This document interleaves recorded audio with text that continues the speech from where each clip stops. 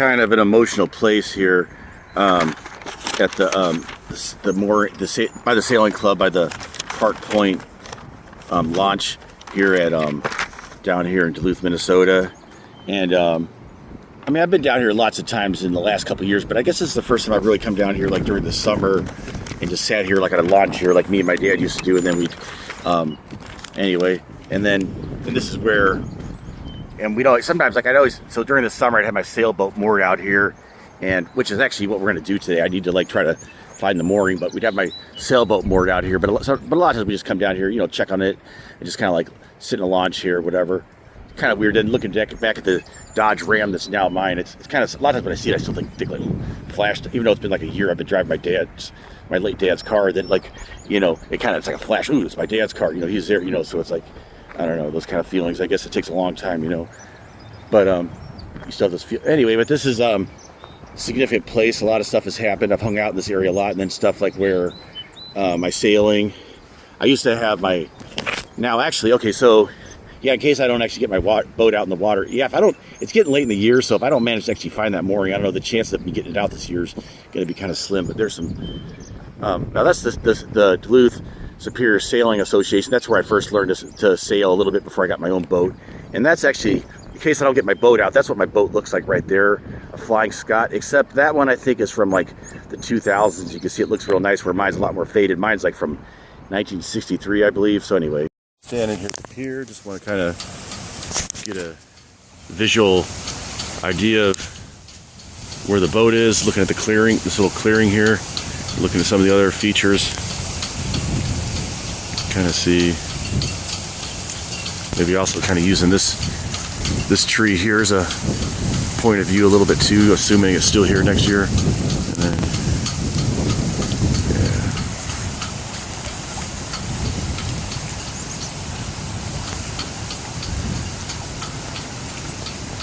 even walk around this way a little bit. Okay. Standing right here at this pillar at the bathroom here, just to get an idea.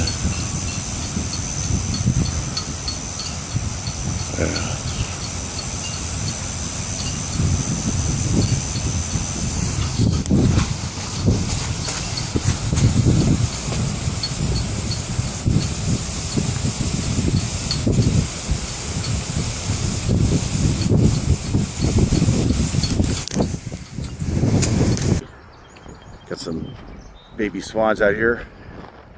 Anyway, yeah, so, and I used to have, originally I had my mooring. So the one time we used to have it, actually we would just like park it here. It was kind of like one of those shady kind of legal things that some of the sailors got away with. Because, okay, the thing with a sailboat is it takes a while to set up, particularly the mast, okay? So it takes another person to do it, so that makes it to where pretty much you need to have to make it to where I'm going to ever use the dang thing, I need to have it set up someplace where it's going to be easy. So I used to have it, anyway, first we tried that, and that worked okay, so we had to come down and still launch it, but at least we didn't have to like raise the mast each time. You could leave the mast up, and then this big wind came along at some point, knocked it over, and then it was just resting on the ground, okay, just so flat on the ground, and you're like, oh shoot, how are we going to get it out? It's going to be so heavy. But what my dad had the idea is what we did is we just used his truck just to push it through these weeds. And I wish I could actually remember where that was, because that was actually kind of like I think that was a landmark I was using for where these stakes go. Okay, but anyway, in one of these spots through these weeds, we managed to push it in there, and so good thing there wasn't any big tree in the way, so that would have maybe cost a lot of money to. And then for a while I had it like out in that area, kind of like between the dock and there, and it was a little bit, and I had this whole elaborate system where I had like this raft that I would have to inflate, and then I had like a deflate, and I had this whole I had a real complicated thing in my sailboat, this whole electric system with a solar panel and a sump pump, and where I'd pump it. I don't know, it was kind of a big complicated thing. And then one day we had like 100-mile-an-hour wind come through, and like it ripped like the eye bolt that was holding it, or the eye hook or whatever it was called. It was basically, so anyway, so then it was free floating, but good thing it just kind of like floated over here nicely, and just got kind of like tangled up in the weeds a little bit, but it didn't like, you know, basically didn't hurt the boat at all. It didn't end up like in the middle of the harbor there, you know. You see there's a main harbor. So we decided first of all to put it in a little bit more protected water. You can see that's more protected. The wind has to be blowing more, like, it only really hits if it's coming from directly north there, you know. And then also it made it easier because then I could just like walk out to it. Now that the one downside is then it made it a little harder once you get in it to get out into the harbor, because you can't, you could basically only like lower the center board a little bit because it's so shallow, but which you can still manage to get by, but it does slip a lot, so anyway, it's kind of they made that procedure, but then and then we found, okay, that was like the procedure that worked.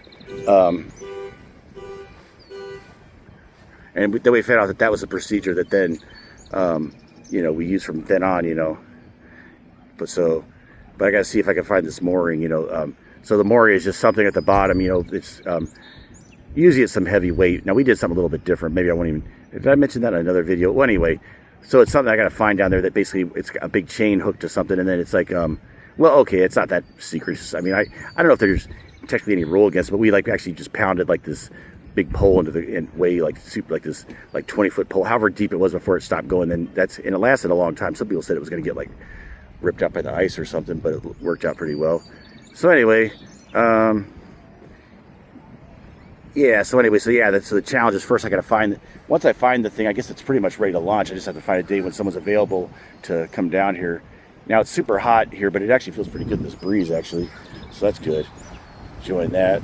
And so what I have to do is I have a video where I filmed myself, like it's been 5 or 6 years ago, like where it was this location, but the problem is because some of this stuff has changed here, it's kind of tough to tell exactly, but the idea is that hopefully if I got this right, then it should be on a line that lines across here. In a little bit I'm going to go over by the bathroom, well, the bathroom that doesn't exist anymore, but you can at least still see where the foundation is, because I basically had a line with the side of the foundation, and then there'd be another one, okay, on the other side over there, and then when I get to the part where they're both lined up, I should be, in a perfect world, I'd be right over it, but since I'm probably not going to be there, I got a whole system where I'm going to put a stake there and kind of circle around and try to search for it. So anyway, oh, also I used to come down here a lot and do like, when I had like this, for a couple of years I was doing this kind of like job where I was doing like this website design or something. I used to always come, this is one of the places I like to come down here a lot, come down here with my dog a lot. So anyway, it's a place with a lot of memories, like me and my dad and under this old like tree here. So anyway, figure that out. Okay, so we're setting up our mooring today. We got to do our little obligatory thing, because that was part of the structure of this thing. I wanted to kind of go through this every day, but we won't keep it to. But let's just say I'm going to judge this activity, talk about sailing, I guess, based on abstract, home, flow, and archetype. Abstract, well, that's like when you look at all the different like variables and you get enjoyment looking at maps. With abstract, you can control it. Think about the winds either coming from the left or coming from the right, those sort of things, divisions, that sort of upwind, those sort of things. And home, well, a sailor's always felt at home, and it is kind of like, hey, you have your own thing where you can go out for the evening, or you can go really a long distance if you have a good enough sailboat. Mine is kind of confined to just staying in this protected harbor for the day. It's what we call a day sailor, which, it's not designed for like travel, it's just, for going out for the day. But just like the name says, it's a day sailor. And anyway, and then flow, well, obviously, the splitting of the wind, which is almost more like abstract. That feeling of the flow of the wind, it just feels good. It's just like knowing you kind of control you can go with it. It just gives you a good feeling. Like you feel like when you sail, you feel a lot more after doing it. You feel a connection to the wind. When you're walking down a parking lot, you might be like trying to feel it. Hey, instinctively, can I just know what direction the wind is by just how it feels, and that beauty, like seeing like the eddies and it going around. You're on the leeward side, and that kind of stuff. The shadow, the wind shadow. Anyway, and then archetype. Well, there's lots of sailing archetypes, but different, like the mariner. There's like the deep sea, or the night sea journey where the guy goes. The sailor. There's lots of sailors about those who go down to the sea, waves and billows. Just lots of things about the archetypal about sailing. Maybe won't get into it too much right now. But anyway, so now I guess I won't be able to film myself actually going out there probably. I was hoping I was going to get my one buddy out here, but anyway, so let's just see. I'm just taking my time right now. I'm just kind of sitting here relaxing. Gonna go set up those other stakes in a minute, but anyway. But let's see what kind of natural features are still here. Okay, so if you go from this clearing here,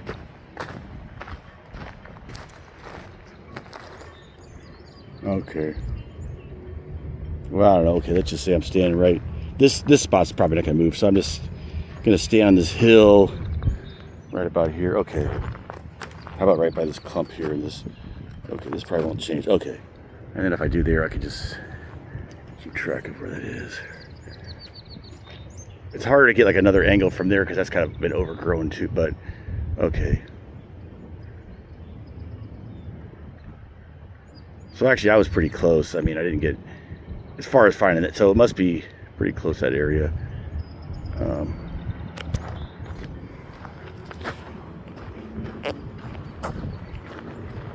Oh, okay, something like this handy. This probably won't move.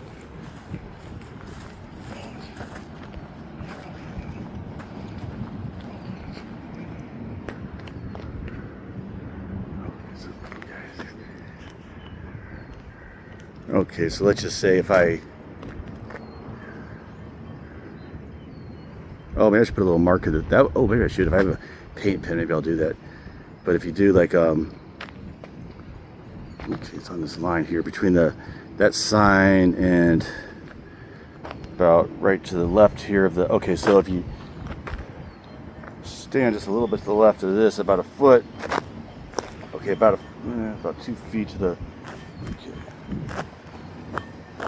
Okay, so my feet from about the center of this circle here to about there. Okay, that's pretty close. Gotta be able to see it from the other side too. I guess I better, before I leave, film it from a couple other sides. It's harder from the... I know also it's kind of like, it seems like it's almost about even with that dock there too, you know, but this is only finding like where my new thing is. This isn't where the old one was. Okay, so yeah, it's hot, but it's like actually it doesn't feel too bad with how windy it is. Back at the house now, and now I'm gonna go get my little pirate. I couldn't bring him with me because I didn't have any way of keeping him cool while I was down there looking for that mooring. But I still got my swimming suit on from looking for my unsuccessful mooring find. Now I'm gonna get my little pirate, my little one-eyed buddy Sarge to come. We're gonna go to the beach. Oh, there's Sarge. We just went down to the beach. He got some... Okay, yeah, I should have filmed some of that actually, but yeah, it's pretty nice. I only stayed out there for a little bit, but it's getting kind of... I was going to get sunburned if I stayed out much longer. I needed some kind of like shade type device or something. But anyway, but it was a good little thing. And I was coming down here later anyway, so I'm going to... And then we'll meet up with my friends in like an hour. I guess I was kind of hang out here for a while. Kind of found this nice shady spot under here, under this tree. And so... And it's actually, although it's hot, it's... pretty windy actually, so that's good. This 30-day YouTube mini-series is a psychological experiment using Jungian psychology to live better and experience more this summer. I'm not a psychologist, just a layman looking to apply Jungian principles to life. I'm starting with the idea that the unconscious mind is very smart and tells us things. And believing in this, I drove up to Hibbing, Minnesota, and I found that 4 locations in Hibbing, Minnesota corresponded quite well to 4 different principles called the Hibbing Quaternity. The first one is the Hibbing Ghost Town, which the characteristics is you feel the echo of the past as the wind flows down established paths. This represents unconscious voice being in the center of a moving circle, the mother archetype, home, center, castle, etc. Character I'm coming up with here to explain it is Nellie, the ghost sheepdog mom who circles the area, protects and guides. The Greyhound Museum has to do with travel and also the Jungian idea of beauty as a way of mentally feeling your way into physical objects and flowing into life in general, flowing beauty, mentally becoming part of the object. The character here I'm coming up with is Flows With It, which is a Native American cartoon character who has a magic canoe, finds all past, glides over, portages, flows into life. Now the ore pit, it represents awe, the smallness of the individual, abstraction, and the way to in making the world simpler, more understandable. Actions, the beauty of symmetry, the beauty of maps, beauty of mathematics.